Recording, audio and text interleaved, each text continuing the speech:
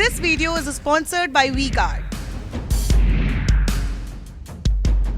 अखिलेश प्रताप जी, भाई इतिहास तो पुराना है और मैंने पढ़ा भी कि भाई रोमेश भंडारी के समय पर उत्तर प्रदेश में एक दिन का मुख्यमंत्री जगदंबिका पाल को बना दिया आपने, कल्याण सिंह को बर्खास्त कर दिया। टिप्पणी में कोर्ट को कहना पड़ा कि इतना गैर वाजिब है कि किसी भी नोटिस में जगदंबिका पाल को पूर्व मुख्यमंत्री न लिखा जाए क्योंकि यह गैर संवैधानिक है। तो आग से अगर गुरु खेल रहे हैं तो आप तो मुद्दत पहले खेल चुके हैं।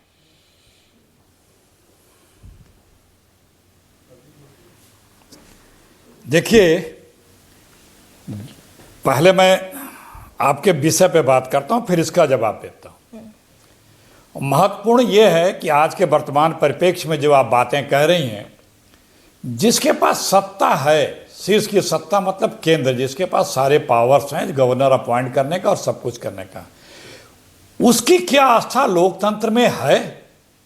अगर लोकतंत्र में है तो लोकतंत्र का जो हमारा गीता है, संविधान, उसका वो अनुसरण करेगा।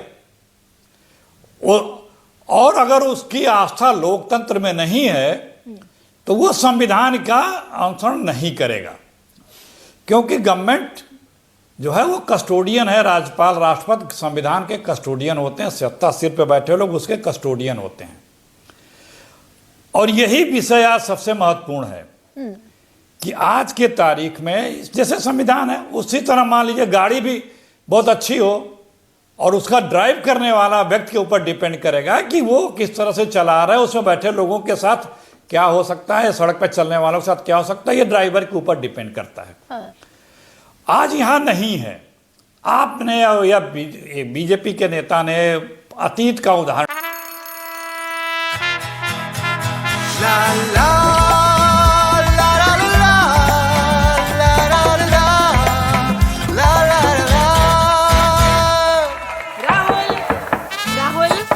तन के साथ मन को जगाओ वी-गार्ड वाटर हीटर्स के संग वी-गार्ड दिया।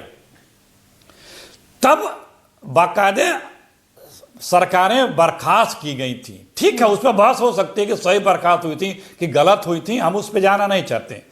लेकिन आज वो सब काम कर रहे हैं, सब अनैतिक रूप से कर रहे हैं। 12 सरकारें, चुनी हुई सरकारें लूट ली आपने, चाहे वो एंटी डिफेक्शन का कानून हो चाहे किसी भी तरह का हो, उस पर कोई नहीं।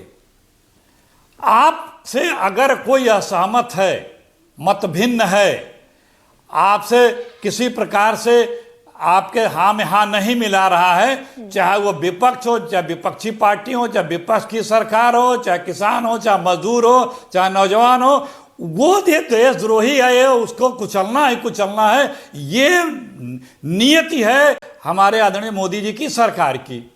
आपने एक उदाहरण नहीं गिनाया अभी, दिल्ली सरकार के अधिकारों को लेकर के सुप्रीम कोर्ट ने फुल बेंच का जजमेंट पास किया। 2 घंटे के अंदर अध्यादेश आ गया। क्यों? क्योंकि उन्हें अपनी सुपरमेसी चाहिए। अगर आप मेरे साथ हैं तो हम आपके साथ हैं, अदरवाइज संविधान कुछ भी कहता हो, कानून कुछ भी कहता हो, हम आपको तंग करके रखेंगे। लेकिन अखिलेश जी, चैन से नहीं रहने देंगे, चैन से नहीं बैठने, चैन से काम नहीं करने देंगे। अखिलेश जी, इंदिरा गांधी जी क्या करते हैं? इंदिरा गांधी जी ने 77 में जनता पार्टी की सरकार ने कांग्रेसी मुख्यमंत्रियों को हटा दिया, सारे राज्यपालों को हटा दिया। 80 में इंदिरा गांधी जी आई, उन्होंने पहले के सारे राज्यपालों को हटा दिया। 51 बार सबसे ज्यादा राष्ट्रपति शासन लगाने वाली प्रधानमंत्री इंदिरा गांधी थी देश में। तो ये भी तो आपको कोट करना पड़ेगा ना। बूटा सिंह ने क्या किया बिहार में कि सुप्रीम कोर्ट को यह कहना पड़ा कि विधानसभा भंग करने का जो निर्णय लिया बूटा सिंह ने वो असंवैधानिक था।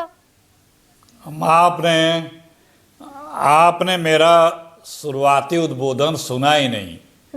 क्या इंदिरा गांधी जी ने किसी चुनी हुई सरकार के विधायकों को लूट करके और उसी विधानसभा के सत्र में नई सरकार बनाई थी? बनाई थी क्या?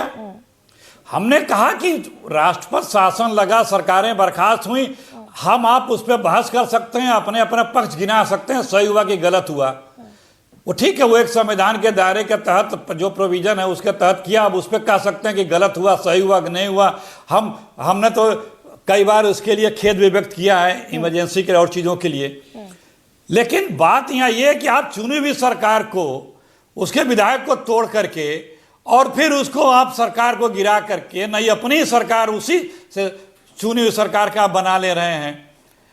यही नहीं, अगर बीजेपी जो कहती है कि डबल इंजन की सरकार है, अगर वो उन्हीं की सरकार यदि है और उनके अनुसार नहीं चल रही है तो उसे भी तंग करते हैं। जैसे मैं आपको उदाहरण देता हूं, जैसे यूपी सरकार है, यूपी सरकार जो यहाँ के मुखिया हैं, जो दिल्ली के दोनों मुखिया हैं, उनमें नहीं पटती है, तो यहाँ का ना डीजी परमानेंट होता है और ना यहाँ का चीफ सेक्रेटरी परमानेंट होता है।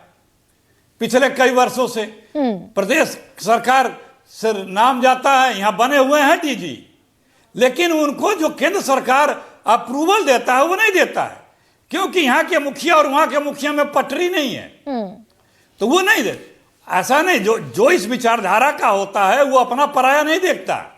जो तानाशाह विचारधारा का होता है वो अपना तो ये तानाशाही नहीं थी अखिलेश जी, ये भी तानाशाही थी ना भाई। 1984 की बात है, आंध्र प्रदेश में टीडीपी के एनटी रामाराव को 3/4 का बहुमत था। आपने ठाकुर रामलाल को राज्यपाल बनाकर भेजा, रामलाल ने सरकार बर्खास्त कर दी, बवाल मचा, शंकर दयाल शर्मा को भेजा गया, वापस एनटी रामाराव को मुख्यमंत्री बनाया गया। तो आप सरकारें बर्खास्त कर दिया करते थे, ये तो चंद विधायक खरीदते।